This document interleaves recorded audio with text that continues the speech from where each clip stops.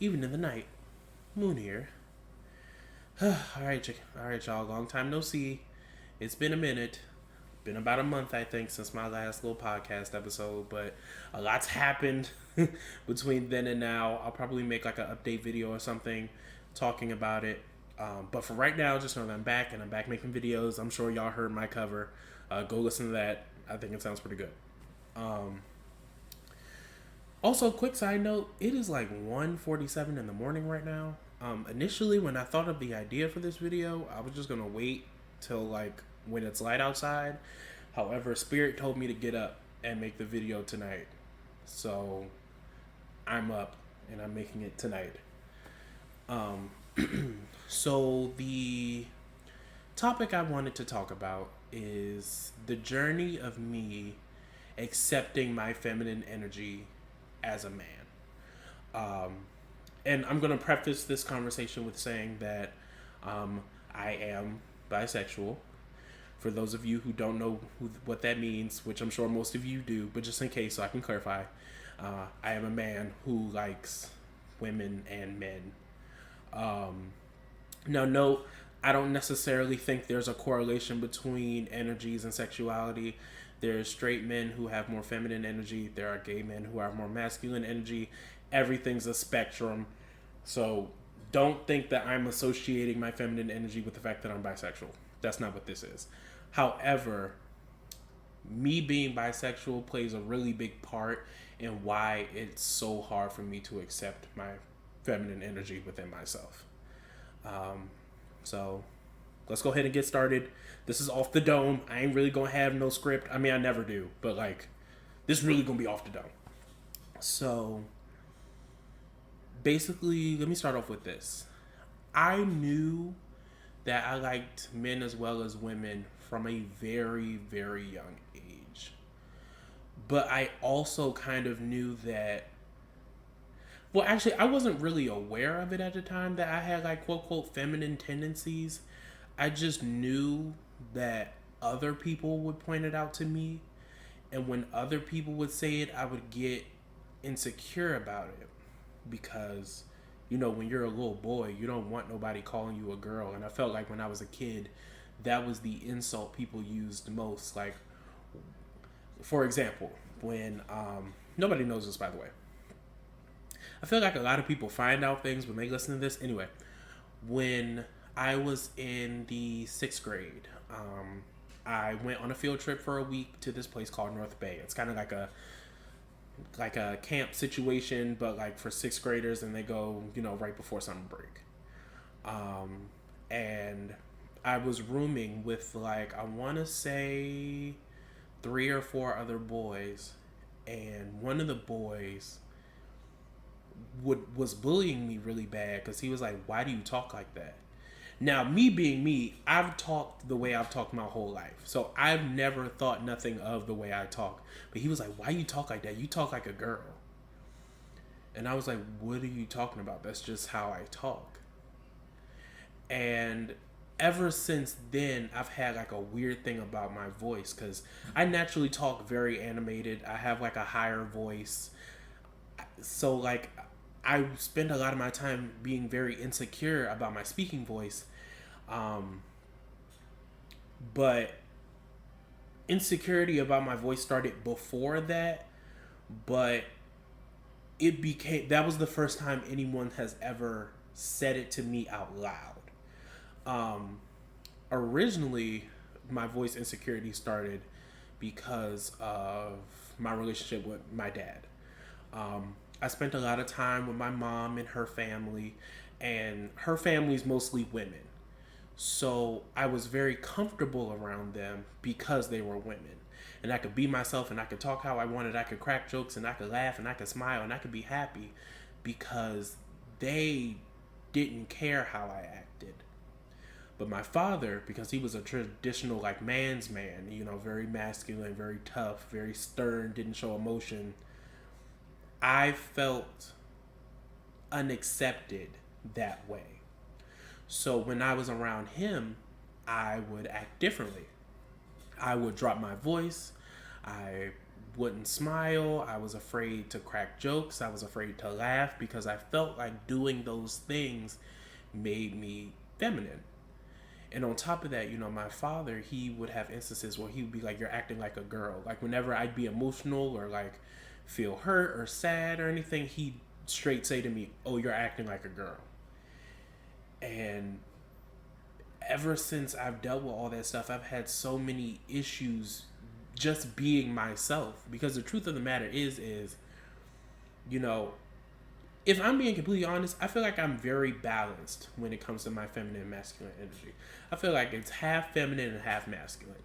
I feel like normally, or at least sometimes, how people, portray themselves, I feel like men tend to have higher masculine energy than feminine, and women tend to have more feminine energy than masculine. However, for me, I genuinely feel like it's like a 50-50 situation. And because of that, I feel like it made my feminine energy really apparent. And even I knew it. Like, even though I wasn't super aware of what it was, deep down I knew, like, okay, I'm not like the other boys in school. Why? And, in knowing that, it kind of caused this internalized hatred of that part of me. And so I kind of tried to get rid of it. Even to this day, when I'm not around like my mom and her sisters or my sister, if it's someone I don't know, I drop my voice. I go from this to down here. I'm like, "Hey, how you doing? Like, what's up?" "Yeah, no, I'm good." I don't even talk like that. Like I don't talk like that. But I'm so scared of being perceived as feminine by other men in my life that I rather put on this facade of like masculinity than to just be myself. And that's something I want to stop, because I recently got into therapy, and I, voiced to my therapist that I wanted to be more authentic. I wanted to be myself. And she straight told me flat out, she said, "That's going to be hard for you because that's something you've never done before." And I think this, being my authentic self and embracing the feminine parts of me, is what's really going to help me do that. Because, it's even getting to the point where like I'll see things I like, and internally I'll ask myself, is that too girly? Like, for example, I bought a lava lamp, like, right? And it's like the outside is galaxy, kind of. And I saw that it had pink in the galaxy. And so I looked at it for a second and I was like, is it too girly? Knowing I liked it and knowing that I wanted it, but I didn't want it to be perceived as feminine. I ended up getting it anyway because it shouldn't matter. Their colors are not assigned to genders. It shouldn't matter. But to me, I am so afraid of being perceived as feminine, because a lot of and this wasn't the main thing that I got bullied about. I usually got bullied about my weight. But the second biggest thing I got bullied about was people calling me gay. They were like, "Oh, are you gay?" Or you'd have girls be like, "Oh, are you gay? Are you sure?" And at the time, I was in the closet. So I'm getting pissed because they're asking me this. Whole time I know what it is for real. But like, why are you asking me? Like, is it that apparent? Is it that serious? Like, why can you see it? Do everybody see it? Is it that bad? Like, and those thoughts would run through my mind, and it made me hate that part of me. So I kind of went through a phase where I tried to kill it off. This was middle school for me. I tried to be like this, like, hyper masculine, angry dude, like, didn't take no shit. Like, I tried to be that. Fake it. People saw right through it. But I thought in my head, if I keep this facade up, if I'm angry, can't nobody tell me nothing about myself, right? Not to mention, I had been bullied all throughout elementary school, so I had kind of put on this hyper masculine persona, thinking that it was going to keep me from being bullied. It didn't. It did not. because people see right through that stuff. And nobody tells you that. Nobody tells you that people see through fakeness. And they bullied me through that. And I felt every part of it. Now I went to school and you couldn't tell me nothing. But every time somebody said something about me, made fun of me, made me feel bad about myself for being overweight or, being a more feminine, it hurt so bad. Not to mention I had a father who was hyper masculine and homophobic.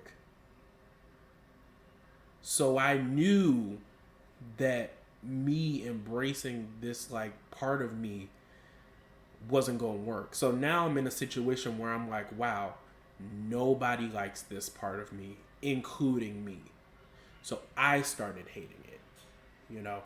I even started being afraid to like wear certain colors because I'm like, I don't want to wear a pink shirt. Like, pink is for girls, even though like I look good in pink. I look nice in pink. But I was so afraid to be perceived as feminine because I had spent my whole life hearing that part of me was bad. And in turn, I also spent a lot of time hiding it and doing all these things so I could be perceived as masculine. Which, in hindsight, I regret because now I'm at this point where I'm like, I can be free and I can be myself, but I don't even know how to do it because I have no experience with it. And the crazy part is, I waited until after my dad passed to come out to my family. Now, no, my family was super loving. They were like, the closet was see-through. We already knew. Like, my sister was like, bet. I was just waiting for you to tell me. Like, I don't know. It was very casual. It was very whatever. And it's crazy because you would think you'd be relieved, right? But a part of me was almost angry because, once again, I still wasn't comfortable with that feminine energy. So a part of me was like offended. They were like, oh, you thought I was gay? Like, how y'all sitting there having these conversations behind my back about me and who I am? Like, let me come out. You don't just assume that. Now, no. Am I overhyping it? Yes. But at the time, that's really how I felt. I was like, dang, like, was it that apparent? Like, I'm hiding it. I'm doing everything I can trying to hide this thing in me. And it's just clear as day. And at first, like I said, I was offended, but then I kind of had an epiphany, right? Where I'm like, well, damn, if it was that apparent, and what am I hiding for? What am I... And ever since I kind of came to that conclusion, like, I've slowly been trying to accept that part of me more and more. But it's hard because I'm trying to find, like, what expressing that part of me is. Like, I started, like, experimenting with jewelry. Like, I like wearing necklaces, and I like wearing rings, and I like wearing bracelets, and I like having my nails painted black. Now, I don't know if you ever gonna catch me in a color. I don't know about all that. But I like having my nails painted black. It feels like a sense of expression for me. I like doing my hair. That's like my favorite thing. When I was a kid, I used to put t-shirts on my head and pretend like I had long hair because I had always wanted long hair. And so in my head, of course, when you're young, my parents would never let me grow my hair out. So I was like, okay, the only way I'm going to, and my dad had dreads. So I was like, bet, the only way I'm going to be able to grow my hair out long like that is if I get dreads. So then I started begging for dreads. I was like, please let me get him, please let me get him, please let me get him. My mother was like, no. And then eventually my dad just kind of did it. And then I had locks for a long time. I had locks for about 5-6 years. And then I decided to cut them because they weren't me anymore. And they weren't. They didn't feel like me no more. They were damaged. They were thinning around the root part. Like, it wasn't me. But I took that opportunity to be like, I'm just going to grow my hair out. because at that point I was old enough to make my own decisions. I said, I'm just gonna grow my hair out. And that was the best decision I've ever made. I've never felt more like myself than having the ability to like show how big my afro is, or put my hair in like little mini twist and like wear it down, or like put that joint in like thick twist and like comb it out. I had this big like situation. Like I love doing my hair because that is a part of expression for me, and I love doing it myself. Because ever since I was little, I've always liked like doing hair. Like I've always liked like playing in it. Like my aunt used to have these, like them heads that had a hair on it that like people practice braiding with. I used to sneak and like try and do little twists and stuff in it because I was always fascinated by doing hair, always. But I had to keep it a secret because once again, that was seen as feminine. So I'm like, all right, what am I gonna do? And luckily, my mother and her family were very accepting because once again, like I said, they knew. Like my grandmother, when I told her, she cried for me and she was like, I just knew that was burdening you, and I just wanted you to be happy. And it meant the world to me to be able to be myself. But then this new fear came in that like, oh no, I don't know what that is. Like, what is being myself? And then, then I got, the comments of, when I came out, they're like, oh, well, at least you're not the girl. Which, by the way, don't say that. If there's a relationship between two dudes, neither one is the girl. They're both men. Please don't say that. But they kind of instill this notion in me of like, oh, well, at least you're not the girl. And I was like, well, damn. And I have all this like I can tell it's like, okay, is me being bi really okay, or is it like only okay because I'm the digestible version? Like I don't know. And now I know it's okay because I've been like experimenting, I've been doing things, I've been painting my nails and stuff. Like I'm being me, I'm out here. But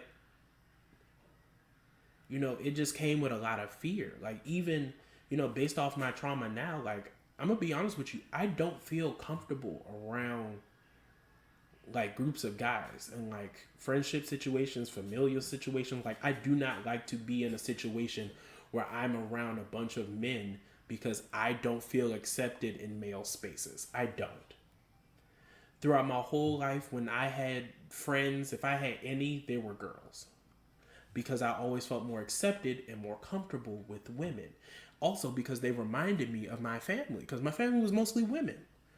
I didn't really know nobody on my dad's side. And my dad, he was kind of, And the only time I had been around anybody around him was when I was with his group of friends. And I would have to be a whole nother person with them.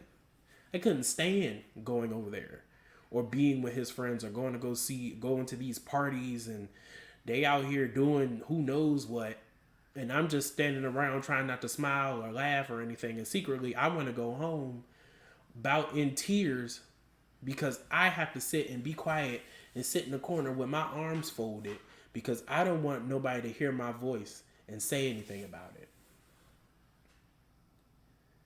That's what I had to deal with. And personally, I don't think no child should have to deal with that. I spent my whole life being myself with one parent and being a whole nother person with another. Like, can you imagine the kind of like mental crisis that puts you in? Because now I'm in a situation where my father's not here. He passed away. And, oh God, this is going to be hard to say, but I'm going to say it because it's my truth. It's my truth.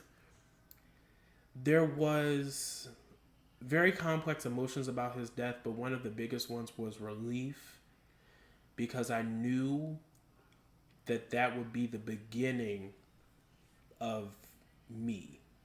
Because for a lot of time, my journey with my father was me being mini him, right? Just being a little version of him. And I kind of lived in that shadow and kind of morphed into that throughout time. And I started dressing like him, and I started You know, I had his mannerisms and I had his attitude, and deep down I hated it and I renounced it. And I told everybody I don't want to be like him. I'm not like him. And in turn, by doing so, I turned into him. And then once he passed, it became the season of me. But then, like I said, I didn't know who I was because I spent so much time half being him and half being me. I'm using air quotes because even that version of me wasn't the real me. Because I still kind of dialed it back. You know, I was talking regular, I was acting regular, but you know, I still would like second guess. Like sometimes I would want to say something and I'd be like, don't say that. That sounds gay. Or like, that sounds too feminine. Not even that sounds gay. This is more like, that sounds too feminine. Like somebody would make a joke and I'd want to laugh and I'm like, don't laugh too hard.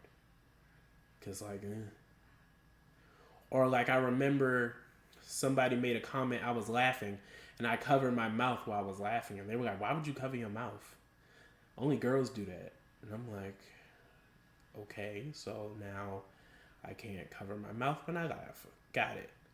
And internally I kind of started like making this checklist of things I couldn't do.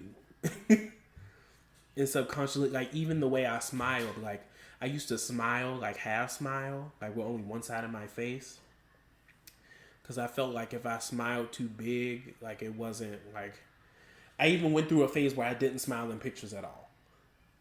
Because I was like, oh, you know, I see other dudes in their pictures and they don't smile. They just, you know, they like pout, you know. So I was thinking, I bet I'm gonna start doing that in my pictures. Like I literally have like one of my IDs from high school. I'm not smiling. But I like smiling. I like being happy. Happiness is not associated with a gender. But why is it that as a black man, I am expected to not have any emotions? To not be able to show happiness and joy? Why is that something that is pushed on us? I don't like that. I don't want to do that. I spent too much of my life sad. I want to smile with full teeth. I want you to be able to see all 32 of my teeth. I want to be authentically myself. I want to be okay with both my masculine and feminine energy because they make me me. This is who I am at the end of the day. I can't be nobody else. Not anymore. And anybody that don't fuck with it, that's okay because I fuck with it. And do you know how long it took me to be okay enough with myself to even say something like that? Past me would have never admitted something like that. Would have never even been okay admitting I like myself very much. And it's not an easy task to like yourself and look in the mirror every day and like what you see. So if you don't like me for me, that's fine. But this me here that's standing before everyone is masculine and feminine. You might catch me one day, you know, sitting on the chair, legs open, you know. Next day you might catch me laughing in the living room with my mama watching a comedy show. I like watching Real Housewives with my mama and them. I like laughing. I like saying it's giving, unironically. Because sometimes it just be giving. But truthfully, this fear of this feminine energy in me, it has been so debilitating. Because it's like killing a part of me, essentially. And there's so much that I wanted to do and experience or even express as a person that I just couldn't because I did not feel comfortable with that part of myself. And quite frankly, it's because nobody made me feel comfortable with that part of me. And I think as a community, as a black community, we need to make it okay for people to just be themselves. I wanted to be myself so bad that it was frustrating. And I couldn't. Because I was afraid. What are you supposed to do when everybody around you is saying that this part of you is bad or it's wrong? What are you supposed to do? What are you supposed to do when you find out that people are having conversations about your sexuality behind your back? What are you supposed to do with that information? How do you expect me to be comfortable and out in myself when I feel like a whole half of me is just being tossed around and talked about? But you know what? I decided on a couple of things as of recent. I do not care how nobody feels about any decisions I make, what I do, and what I say. I don't care anymore. This is me. Like I said, if you don't fool with me, fine. But I fool with me. Because at the end of the day, when I'm gone, I don't want to have no regrets. I don't want to live my life wondering what could have been, who I could have been, what I could have did. I'm going to be me. And that me is masculine and feminine. That me, you going to catch me in basketball shorts and a nice graphic t-shirt, 2 bracelets, a couple necklaces, and black nails. If you don't like that, I don't know what to tell you. If you don't like the fact that I like to get up on here and sing whatever song I want to, no matter who it's written by, I don't know what to tell you. If you don't like the fact that I sat here and spent 10 hours putting my hair in micro twist, I don't know what to tell you. If you don't like the fact that I like spending more time with my little sister than my older cousins, I don't know what to tell you. This is me. And I'm me unapologetically. At least now. And even though I struggle still accepting this feminine energy within me, it's me. And I know my inner child would be so happy to see me now. In this space. Being me unapologetically. Going to the spa and getting manicures and pedicures. Because that's another thing. It's a stereotype that if men take care of themselves, that's feminine. Oh, you get a manicure and pedicure. Oh, you washing your face. That's me. That ain't got nothing to do with it, but I'm just saying. That's me. It's a part of me that is crucial for me to be who I am. And for my own happiness. My femininity as a man is just as important as my masculinity as a man. And I'm 100% ready and willing to accept that part of me with open arms because it deserves just as much nourishment as the masculine part. My mother did a very good job instilling values in me that made me the person I am today, and it would be a shame to dispel the values that she gave me based off of my own fears. I don't want that. I don't want that. I am accepting me high voice and all, talking with my hands and all. I'm accepting that. I'm accepting the fact that sometimes if I stand up, you might catch me with my hand on my hip. You just might. That's me. And I'm not going to feel weird about it. I'm not going to sit and see somebody coming and stop myself. I'm not doing that no more. That's crazy, man. Life too short for me to be pretending to be someone I'm not. I'm not doing it no more. That's dead. It's draining. I'm not doing it no more. This is me. And I'm going to say it again because I said it in the beginning, but just in case somebody forgot, I am bisexual. If you have a problem with that, whoever is listening, listen, I hate to break it to you, but I value my self-worth and my well-being and my happiness over anybody else's. So if me being happy with whoever I end up with is a problem for you, you are welcome to exit stage left. And I mean that And I would have never been ready or strong enough to say that even like 6 months ago, but I mean it with my chest now. I am giving you the okay to let go. Let me go. Because I'm going to do me regardless. I'm going to be happy regardless. I have people who love me unconditionally. And anybody who don't need to be in my circle. And that includes myself. I'm going to love myself unapologetically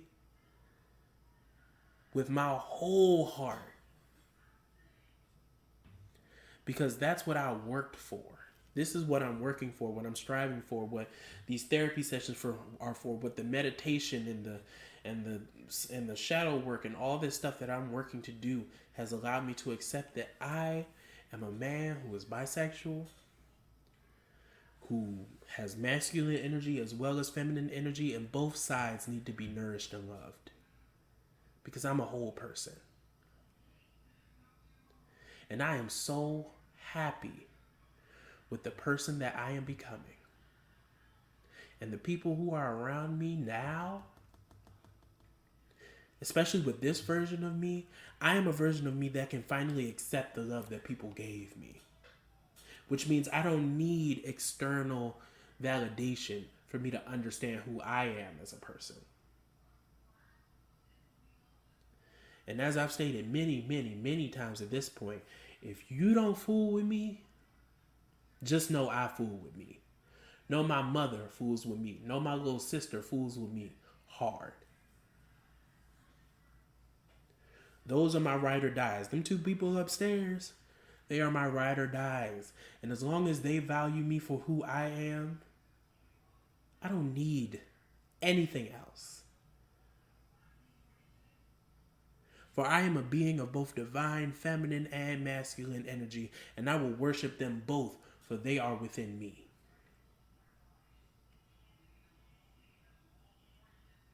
Ashe, everybody.